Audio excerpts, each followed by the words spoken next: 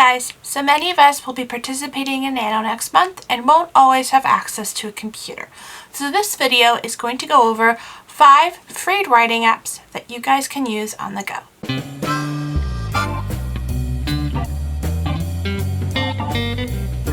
So all of these are available on Android and only a few of them are available on iOS. So the first one is JotterPad. JotterPad is only available on Android, but it has a really simple interface. The app essentially counts how many words that you currently have in the document and it actually lets you add a title. So when essentially you're kind of in like the main area when you haven't clicked a document, you press the X to make a new document and then you kind of type stuff in, or if you have a document already that's that you made previously, you just kind of click the document, then you scroll, then you hit anywhere and you kind of just go from there and you can like type and stuff. The one thing that I really found that was really annoying was it doesn't let you really bold or italicize anything, which is quite key because I don't know about you guys, but I tend to italicize like thoughts and stuff. So like then I'd have to go through the entire document after exporting it to another file or whatever in another program and then figure that out. But it is a really interesting app and it's definitely worth considering. The next one is IA Writer. It's actually available for Android,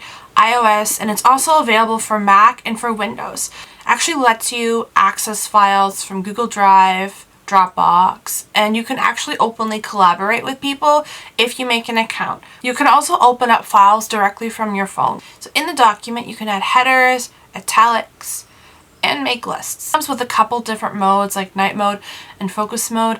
Night mode makes it the document dark and the font white, while focus mode kind of gets rid of the little tab thing at the top of the program and just lets you focus directly on what you're doing at the time. So it also lets you see your word count if you want to. I believe that is optional, but it will let you kind of keep up with kind of how many words you type so that if you're doing something, let's say like Nano, you know where you are at that time.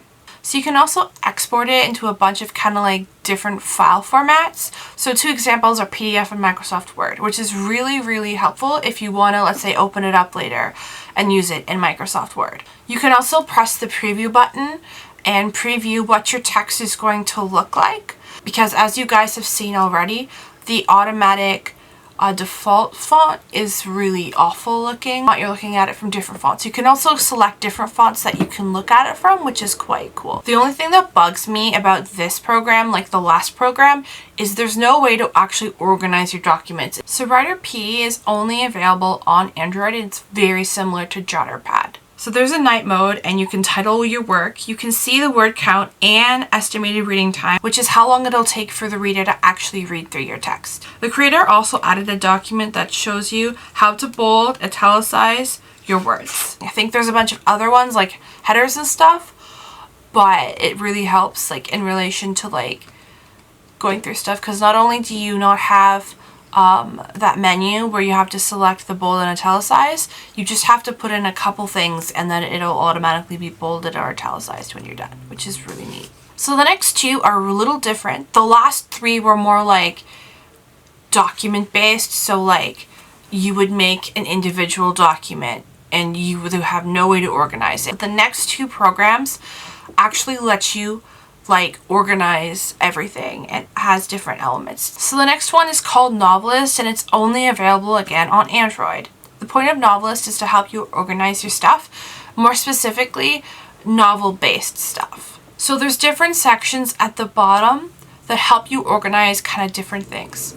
So the right section lets you make kind of like specific scenes, and the organize section lets you attach those scenes to sections. And then the schedule section lets you schedule how many words you want to do by certain times. So you guys could essentially set it up to do Nano next month if you want to. So you can underline, you can add quotations, you can bold stuff, italicize stuff. You can do all this. My only complaint is it's a little confusing at first. Like when I was trying to get used to it, I was a little confused as to why this was here or why that was here, and it was a little frustrating. But once you kind of get used to it, you realize it's actually not that hard. I definitely recommend checking it out. So the last one is the one that I think I would recommend the most because of all of the apps. It didn't just meet the needs that I had, it also had a bunch of other things that I hadn't considered was necessary for a writing app, especially if you're working on a novel. It's called My Story, and it's available on Android, and it's also available on iOS, so that's a bonus, I guess. It works really similar to Novelist, but it's laid out much differently than Novelist is. So the app has a section for book, chapters, characters, and places. You can add new content under all those categories. When you're actually typing, you can bold and italicize and underline things. When you click on the areas that let you kind of write longer pieces of text, it's like a blue like window will pop up around your text area, and they'll offer you kind of like those options in like their little menu in that section. One thing I thought that was really interesting is you can spell check, but you can also like attach characters to this specific thing. So like if you're writing, let's say like a scene, and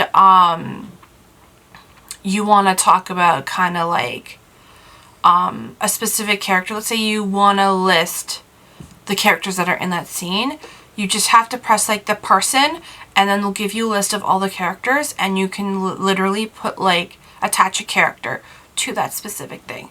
You can also do the same thing for settings to kind of like keep track of like, you know, the settings that you're using and where the character is going to be and all that. And I thought that was a really interesting feature. Another thing that's really cool is you can like label things. Like you can label things like ideas, you can add a brainstorming label, you can add like any kind of a label you want. You just press more at the top beside settings, and the first option on the left is label, and then the one beside that is export, and you can export it into Microsoft Docs or the Libra writing program doc. So those are the 5 apps that you guys can look at and try out. There's obviously more. If you have any recommendations on apps that you think might be cool or whatever, then please leave a comment below. I'd also like to know if there are any that you use that are great. There are a couple others I could have gone over, like Google Docs, which I don't recommend for original stuff. And then Microsoft Word, which works great for laptops, but on a phone it feels really awkward. Don't forget to subscribe if you like the content of this video, and comment if there are any apps that you use that you think should have made this list. I hope you guys have a great week and are very productive. Bye!